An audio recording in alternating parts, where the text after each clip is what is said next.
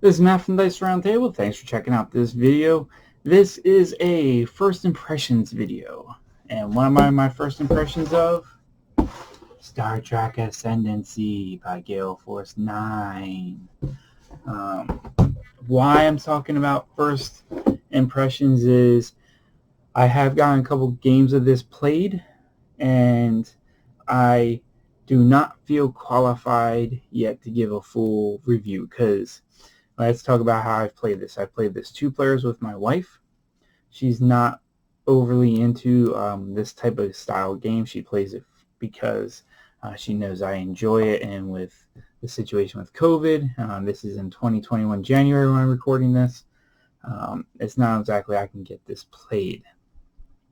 So first impressions, really have been eager to want to try a TI4 game for the longest time, but every time there's a possibility of playing it, something happened and the game never came.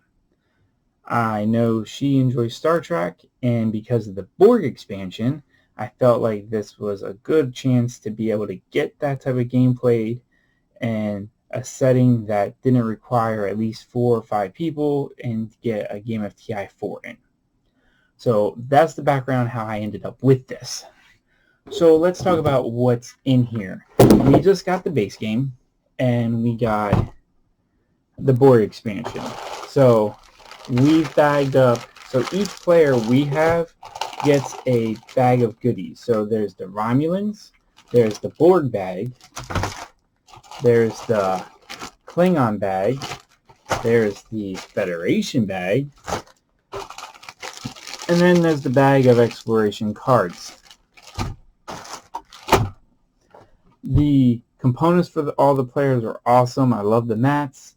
I will tell you, like, when you're setting up, be careful of getting the piece of cardboard out that is here and here.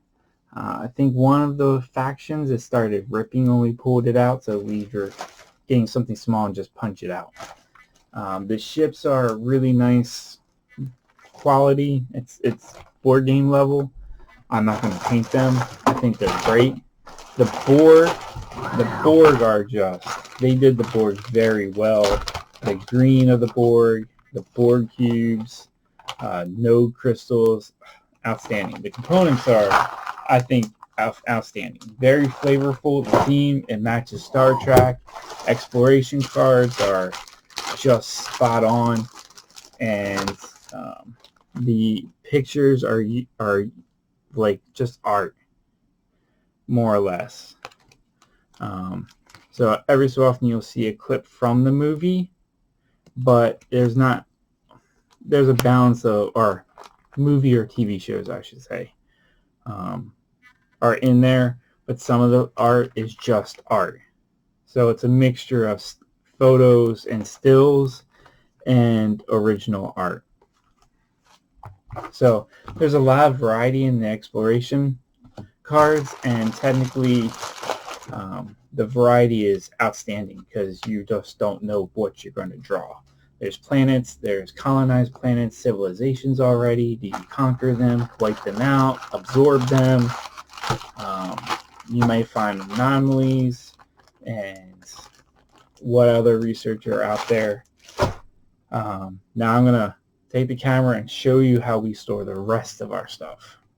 This is how we store the rest of our stuff. Dice tokens, command tokens, ascendancy tokens, all the nodes and the tokens for production are in here. The space lanes are in here. All the exploration systems are in here. And this is how we store. Warp tokens are in here. Figuring out how you want to store it is like essential. You just take that little bin, put it up by the mat. I have a 3x3 X-Wing mat I'll throw out, and that's our play surface, which works really good because it's space. And we have all of this. If you check out my Facebook, I have photos of us playing it on there to see if you want to see more of how this goes. Insert photo now.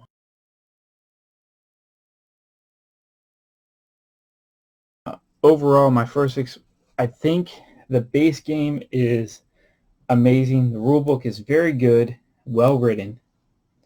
The Borg Expansion, there's parts in there that are confusing, and I wish the Borg book, I think, needed more examples and needed to be just a bit thicker to help explain out some things. There's some things that are just, especially how the Borg come in and connect. I probably reread this booklet 5 or 6 times just to start getting my understanding of how the Borg played. Usually I can just read a rule book once and I got the gist of it, and we start playing a turn or two. With this, the Borg element, it was just like, this was really hard to, and we liked the Borg because it was going to force it to be more of a co-op, competitive co-op kind of thing, where it wasn't just a dummy player, because the Borg can be really nasty, and they should be. But we agreed that if we were going to play the Borg a third time, we're going to make some house rule adjustments so we have a little bit more starting resources to help us get the foothold started. But overall, I'm really eager to explore this, understand it's a heavy game, understand it's going to be a time commitment, probably 2 to 3 hours.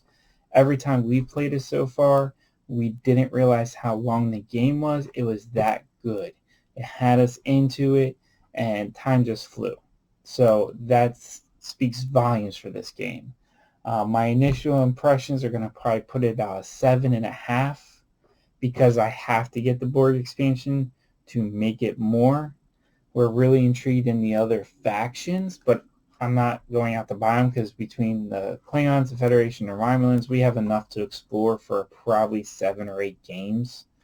So hopefully when I hit that 5 to 8 game playthrough, maybe I'll get my wife to join me for a full-out review, but right now this is just a first impression review, and hopefully I'll be able to get some more plays this year of 2021 and get more. But I'm really eager to play more. I like it, and it kind of met everything I wanted.